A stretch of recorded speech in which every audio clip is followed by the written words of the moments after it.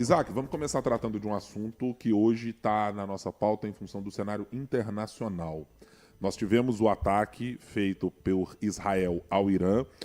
Isso está tomando conta, evidentemente, dos humores e das avaliações do mercado internacional desde o final da tarde, o início da noite de ontem e também a madrugada de hoje. A gente já mencionou aqui para os nossos ouvintes que o prefeito de Belo Horizonte, Álvaro Damião, está em Israel, segundo a informação que ele próprio nos deu, e agora há pouco, numa atualização feita pela Prefeitura de Belo Horizonte, ele está num local seguro, num bunker, né?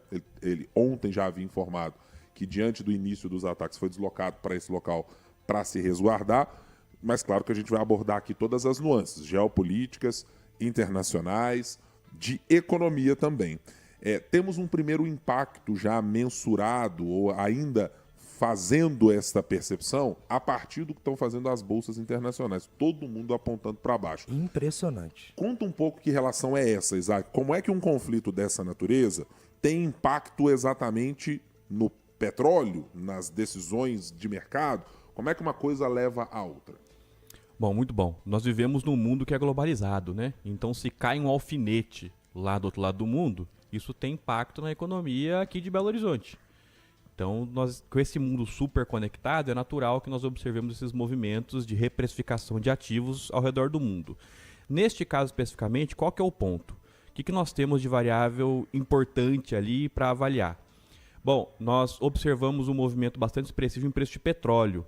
Por que petróleo especialmente? O Irã é o 7º maior produtor de petróleo do mundo, é mais ou menos como o Brasil, mas tem um fator que é mais importante do que só a produção de petróleo do Irã, que é a localização geográfica em que ele está inserido. O que significa isso?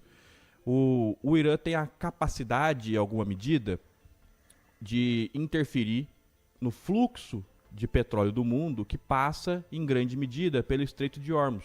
O que significa isso? Esse estreito liga o Golfo Pérsico ao Golfo de Omã, que na verdade vai ligar tudo ao Oceano Índico depois.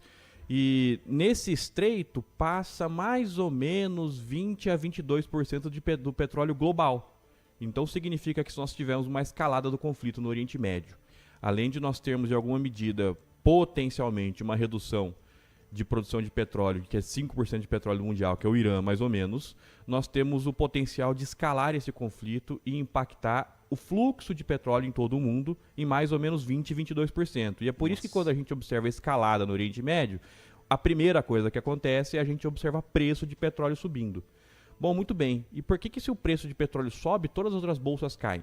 Porque petróleo é basicamente fonte de energia e, na maioria dos países, a principal fonte de energia, a principal fonte que compõe a matriz energética de todos os países do mundo. Isso significa que petróleo mais caro significa custos de produção mais caro para todos os países, então, em alguma medida. Se custo vai ficar maior, nós vamos ter lucro menor e aí, consequentemente, a gente observa a reprecificação de ativos com bolsas caindo ao redor do mundo. Nós podemos ter um outro movimento associado a isso, que é uma corrida em direção a ativos mais líquidos, menos voláteis e mais seguros. Quando fica frio, a gente corre pro quentinho, né? É isso que acontece. Essa noite a gente ficou sabendo disso. É exatamente isso que acontece nos mercados financeiros também. Quando acontece algum problema e quando você sente algum medo, algum receio, você corre para aqueles ativos que são reserva de valor, com maior liquidez e menos volatilidade. Nós estamos falando de ouro, dólar e ien, em alguma medida, e é por isso que nós observamos, em momentos de intensificação de conflitos geopolíticos, a valorização do dólar nesse contexto. Então, é um pouco disso. Agora eu queria fazer essa medição trazendo para o Brasil, porque ontem, apesar e a despeito deste cenário já colocado internacional de conflito numa área tão geopoliticamente estratégica, a Petrobras mostrou um resultado um pouco melhor do que se esperava, já que ela está inserida nessa cadeia. Que avaliação podemos fazer sobre esse resultado? É dinâmica interna? É dinâmica externa? O que podemos apontar nesse caso, Isaac? Isso tem a ver com o lucro. Quando a gente olha para as demais petroleiras do mundo também, nós observamos um resultado que é semelhante. E por que isso acontece? Se petróleo vai ficar mais caro, imagina o seguinte, a Petrobras extrai o próprio petróleo, ela não vai lá buscar no Irã o petróleo dela. Então isso significa que se o petróleo fica mais caro, ela tem um custo de oportunidade maior ela vende a um preço maior e ela tem um valor agregado maior no produto dela. Porque se o petróleo sobe, todos os derivados de petróleo também sobem. E naturalmente isso vai significar mais receita e mais lucro para a Petrobras. E com a percepção de mais lucro, as ações sobem. É esse o movimento que está associado à Petrobras. É um movimento simples de reprecificação de ativos decorrentes de um novo fluxo, de uma nova dinâmica global. E é por isso que as ações, não foi só a Petrobras, se a gente pegar as principais petroleiras do mundo, nós observaremos o mesmo movimento. Então é isso que está associado. Que impacto a gente pode ter aqui no Brasil, aqui em Minas Gerais? Que derivada que nós teríamos aqui? Teríamos a mesma derivada do restante do mundo, que seria a derivada de aumento de preço de combustíveis aqui no Brasil. Então, se o petróleo está mais caro, aí nós poderíamos ter, em alguma medida, um repasse disso para gasolina, para diesel, em alguma medida para etanol, que compõe também o preço de gasolina. E nós poderíamos ter esse efeito espraiado por toda a atividade econômica de um modo geral.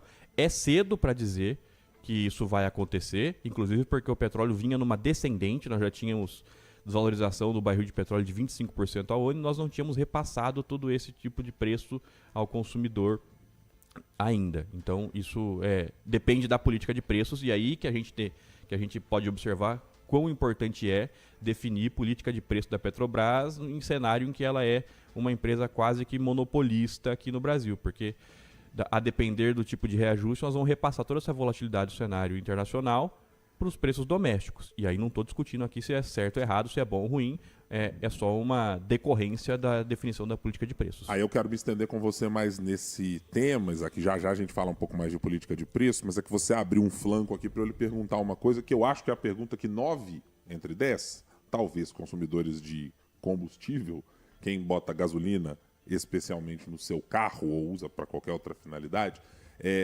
tenta medir.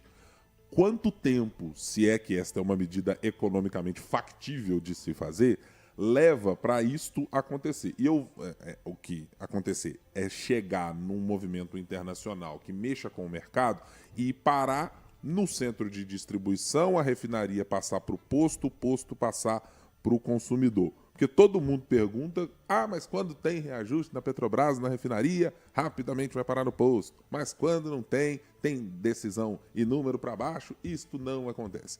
Neste caso global, como é que isso funciona, se é que dá para medir matematicamente? Dá para medir. Tem um nome elegante para isso na economia, tá? O nome elegante disso é pass-through cambial ou pass-through de preços. E aí, claramente, nós temos uma assimetria. Pass-through é só repasse em inglês, tá? É só isso que quer dizer esse termo bonito aí que os economistas utilizam. E nós temos, evidentemente, uma assimetria. Quando o preço sobe, nós observamos o efeito muito mais rápido no preço da bomba e o preço final do consumidor. Quando o preço cai, naturalmente, a gente demora mais para observar essa recomposição de preços e essa queda de preços ao consumidor final. Isso é natural, tá? É um processo que está associado a incertezas e a maximização de lucro por parte dos agentes financeiros. Faz parte isso do processo econômico. Agora, objetivamente, quanto tempo? Isso depende bastante da política de preços da Petrobras. Não está definido claramente nesta política de preços qual o tempo de repasse, e se aqui estiver, este economista que vos fala não está informado a esse respeito, tá? Mas as informações que eu tenho a esse respeito, da última vez que eu consultei a política de preço da Petrobras, é que não tinha um delimitador de tempo como existia no modelo anterior. No modelo anterior nós tínhamos uma janela temporal de 20 dias. Agora essa janela temporal não está efetivamente definida. Fazendo a separação fática e de temporal, esta política chamada PMI, que existiu durante o governo Michel Temer e durante uma boa parte do governo Jair Bolsonaro na sequência. Exatamente. Tá. E aí nós tínhamos uma janela temporal, nós medíamos o preço de petróleo no cenário internacional de 20 em 20 dias, e nessa janela, quando nós tínhamos alterações significativas na média desse período de 20 dias, nós repassávamos isso para cima ou para baixo para o consumidor local, tá? Nós não temos essa janela tão bem definida assim, tão bem estruturada na atual política de preço da Petrobras. Nós temos alguns indicativos do que podem acontecer. Veja só, nós falamos agora recentemente que nesse primeiro semestre o petróleo desvalorizou 25% mais ou menos, até antes da janela desta semana aqui pelo menos, e nós repassamos um pouco menos do que a metade disso para preço de gasolina e diesel. Nós tivemos um reajuste para baixo de mais ou menos, acumulado aqui, 12% ao longo deste ano. Tá. Então, o que isso nos leva a deduzir? Que nós devemos esperar mais ou menos de 40 a 50 dias para observar o preço do cenário internacional e aí fazer o repasse de parcela desse preço para o consumidor doméstico. Significa o que na prática, então, para a gente ser mais objetivo ainda, que nós vamos ter que esperar mais um mês para ver onde os preços vão se acomodar para saber se nós teremos reajuste para cima ou para baixo. Ufa, é só o que eu posso dizer. Pelo menos tem um refresco para você ter. E ainda assim, Isaac, é possível que o governo adote, e eu estou botando governo e quero ser mais preciso, o governo tem participação importantíssima da Petrobras, mas ele, como controlador principal, mas ele não é o único que está por lá. Tem possibilidade de que o governo decida não repassar isto e pegar dividendos, por exemplo, que a companhia pagar, e falar, ó, vou pegar uma parte do que seria dividendo, vou fazer um colchãozinho para absorver aqui o preço. Ele pode fazer isso? Pode fazer isso. Isso é uma política de preços que tem que ser definida pela Petrobras e os mecanismos de suavização dessas flutuações são plenamente possíveis. Nós já fizemos isso diversas vezes em diversos outros momentos da história e é possível que se faça isso. É a Petrobras que precisa tomar essa decisão e aí nós sabemos aqui, não sejamos ingênuos, que existe uma certa ingerência do governo sobre, e aí não é deste governo, são de todos os governos, sobre a política de preço da Petrobras. É natural. O que a gente viu, inclusive, acho que como dado histórico, né? A gente tinha, né, na gestão Michel Temer, acho que talvez aquela que teve efetivamente menor interferência. Ela chegou, botou uma regra na mesa e disse, ó, brasileiros, o reajuste de combustível será com paridade internacional nessa janela que o Isaac mencionou. E vai ser assim. Nossa, evidentemente sabemos os defeitos e como isso impactou na vida das pessoas. Mas aí chegamos para o governo seguinte. O ministro Paulo Guedes dizia, eu não boto a mão na Petrobras. Não venho que eu não vou colocar. Escolhi o presidente, não ponho a mão. Eu me lembro exatamente do dia que, depois de um determinado reajuste, Paulo Guedes estava em Nova York para um seminário. E aí o presidente Bolsonaro, à época, disse, mas não vai, aquele evento cercadinho, mas não vai ter reajuste de jeito nenhum. E o presidente, e o ministro da Fazenda, Paulo Guedes, questionado lá em Nova York, falou, mas peraí, eu não estou sabendo que o presidente falou isso, não. Mas eu vou conversar com ele, é um pouco do jeitão. É assim, da mesma maneira que já tivemos em outro momento. E trocamos, inclusive, na gestão Bolsonaro, o presidente da Petrobras. Algumas vezes. Aliás, algumas vezes. E já tivemos em outros momentos, em governos Lula, Dilma, etc. Essa é uma questão que, assim, a gente às vezes coloca como se ideologicamente fizesse muita diferença. Neste caso específico, pode ser governo de centro, de direita ou de esquerda no Brasil, historicamente, exceção feita aqui ao governo Michel Temer, a não ser que a história depois desminta a gente aí nos livros, tipo o que você está lendo do Fernando Henrique Cardoso, para dizer que as coisas não aconteceram. Mas interferência e ingerência em alguma medida na Petrobras tem toda hora, né, Zé? Mas em alguma medida também, né? Porque vamos falar aqui que no governo Michel Temer, e aí, de novo, gente, isso aqui não é uma crítica a nenhum governo específico e nenhuma crítica a nenhum tipo de regime de política de preços. Nós estamos tratando aqui de consequências. E nós vamos lembrar aqui que a política de preços adotada na Petrobras durante o governo Michel Temer desencadeou na greve dos caminhoneiros. Sim. E aí, depois da greve dos caminhoneiros, nós tivemos um outro cenário de política de preços na Petrobras, com janelas mais longas e com suavização desses movimentos. Então, a política de preços também mudou em alguma medida.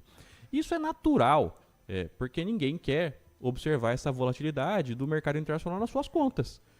Uma coisa é esse ajuste acontecer numa companhia do tamanho da Petrobras. Uma coisa é isso acontecer numa economia do tamanho da economia dos Estados Unidos. A outra coisa é a gente passar essa volatilidade, essa flutuação para toda a economia e para o meu salário, para o seu salário, para o salário. O salário do Júlio não vai fazer diferença nenhuma. Não, os LCAs e os LCIs continuam em alta. O Júlio tá bombando. Eu tô quase acreditando já. Em 3 meses eu chego aqui de lancha. E aí vocês que vão pagar a conta. Eu só espero que Belo Horizonte não esteja debaixo d'água. Se você chegar de lancha aqui, eu vou ficar muito preocupado com as condições de Belo Horizontinas. Pela Nossa Senhora do Carmo ainda. Vou ver se eu arrumo uma cobertura, ver se o Haddad me permite, de preferência lá no Mangabeira. Depende. Se você tiver LCA, LCI e outras coisas, você está na prateleira de cima já. Aí já era. Vai ser taxado e é problema seu, tá? Dizem assim.